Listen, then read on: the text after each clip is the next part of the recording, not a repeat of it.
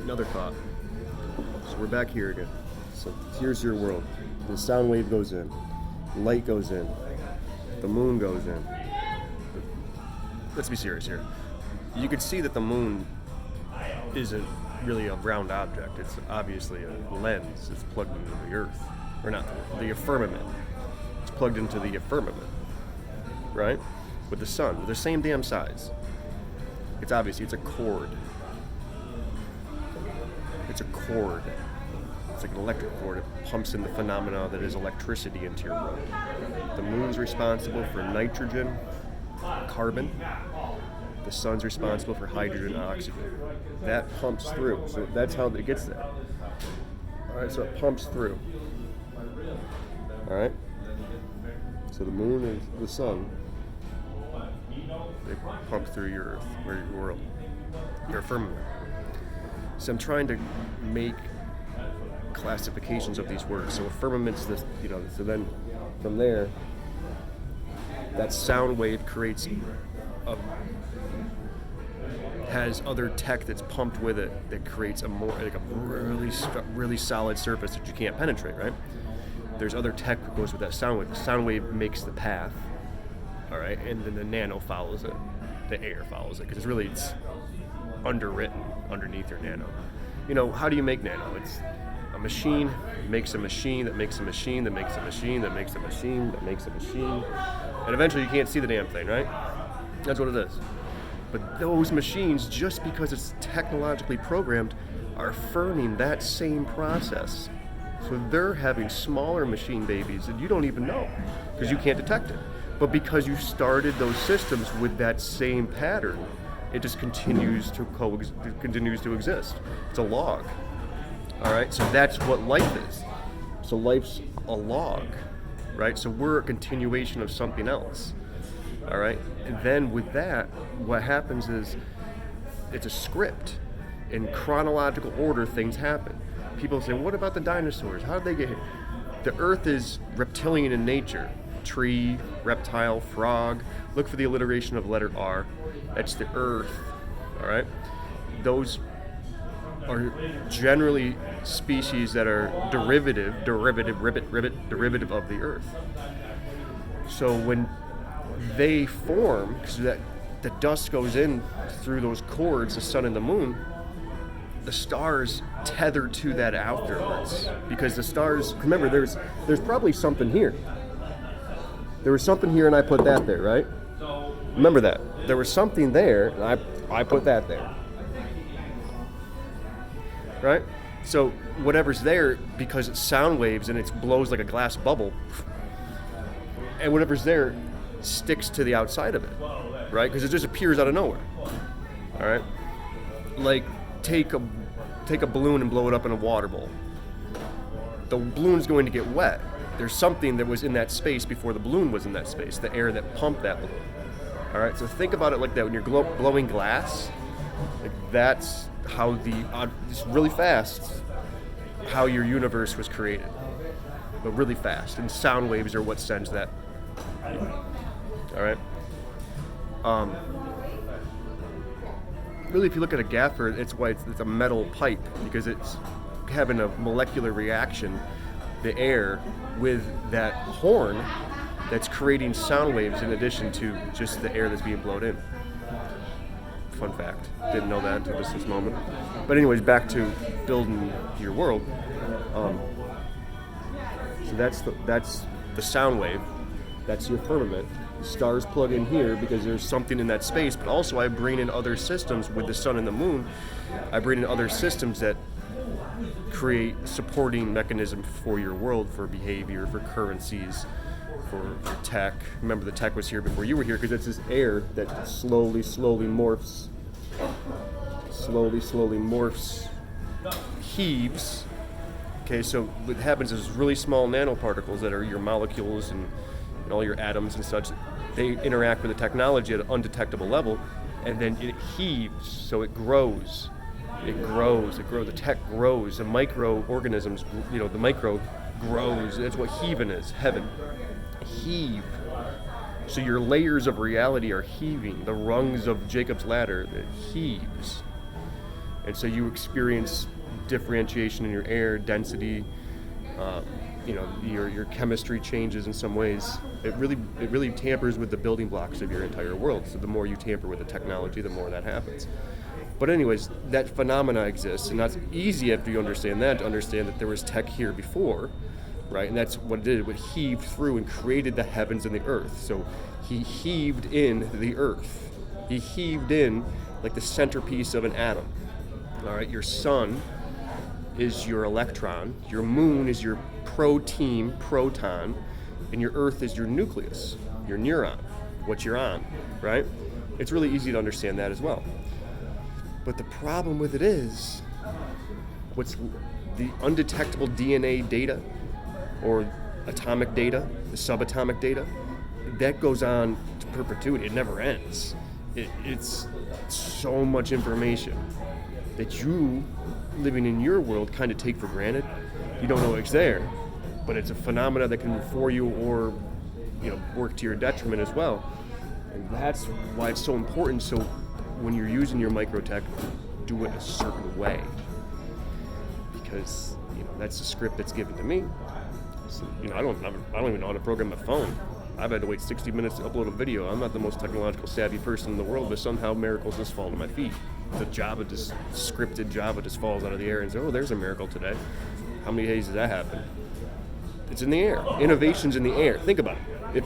If the air is what makes your brain tick, that there's information in the air that says, aha, that's how innovation happens. That microtech exists and continues to exist. If it can build an earth, it can also script an idea into somebody. It's really less technologically advanced in the earth building process, the scripting component of things. But what I'm trying to get at is, that stuff happens to me every day. And people around me, people are probably picking up thoughts that they don't even know what the hell it means. But if you had the right people with the right brain acceleration, with the right function around me, you'd be picking up miracles every day. Just new innovations, new ideas that I don't have time to do. Think about it. I don't have time to do all this stuff. I'm already receiving how you built the universe. I'm already receiving that programming. I got a lot of stuff I have to do.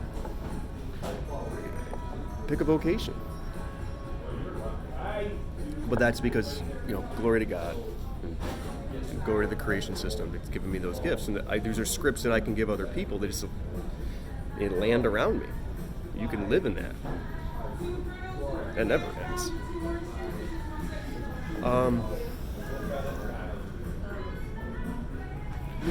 So yeah, back to this for a minute. Okay, and then as objects heave through, they become rock formations, right? So think of them as this, and as they crash into each other, or gravity takes form, the RAV-IT, because it's pumped in through the moon, if that takes hold and starts to push everything in on itself, and it created it, so it's obviously can look at it and say, okay, well, I could make a shift over here, over there. So it's a serious tech that exists in your world. But when each rock makes contact with each other, even if it's just slowly moving through all making the same force of gravity, all at the same speed, it's inevitably going to shift on another rock when it clips or it connects to the main piece. When a rock out here comes in like that and lands on this larger piece, it's going to make a movement. So essentially it makes a tectonic plate, right? It's automatic tectonics, all right? And as it does that, it starts to shift, and then that's how you get rotation on the object, all right? Just, for me, that was a big hurdle to understand, that science 101, it's like the rotation of the earth. The moon and the sun are plugged into the wall of the firmament, but it's like, does the earth really rotate, or are the cords out there going like, is it the sun moving, or is it the world turning, or the earth turning? It's the earth turning. World turns. So the world turns. So the air turns. The air turns. So we're turning like that. There's a force. The water within this is turning. So we're turning. Aha, that's it. So we're turning, like the air's the water, and so we're spinning in a pool of water in the air. Well, think about it. It's like Twister. You're a whiz here. There it is, Twister. So you're a whiz here. We're spinning in the air. So there's a force in the air that's mathematically created just to give balance to your world, your Earth. Think about that. It's not an easy little science experiment here. You got to have the mathematical formula to all this space, all these molecules to turn a certain way. At the same time, so much that it's mathematically proven in your star system. So you can see those objects. That's probably the highest IT I've been to in a while. That's good stuff, man. All right. Anyways, so there it is. So that's how that's formed. It's the dust that pumps in through the moon. They do it every day. The moon looks like a horn, a crescent, because that's, your script. You're the cow. That's what you've evolved. The humans evolved that way from those creatures, because eventually script goes in, and that's the evolution. That script goes in, and all your species simultaneously start to become human beings. So you got a Earth full of species: cats, goats, sheep, dogs, deer, moose, buffalo, fish, amphibians, all these things. One day there's a pump in from the moon, and you start to heave into heaven, human. We want to be human. That's the order. They're the customers. They want to be human. Heaven. Noah. The species have more influence in you than you really understand. You are what you eat. So essentially, buffalo and beef are responsible for carrying the IT of innovation, carrying the IT of understanding, carrying the IT of the moon's intended script of the world. And there's been conflict of those species evolutionary process. This is a tough one to understand, but for those who do understand these ones, this is new information too. The horn of the goat or of the deer, the moose, that's an evolutionary tool that you can give. You essentially, human beings have the ability, because the tech grows in your brain. Literally, the tech grows inside of you from the day you're conceived.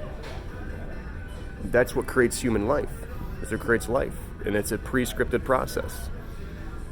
And it's probably the most important thing to think about.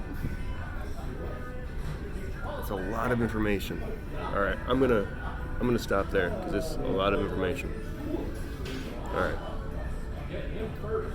I need sounding boards. I need people to talk to. A like-minded conversation. It's hard to do this on the phone.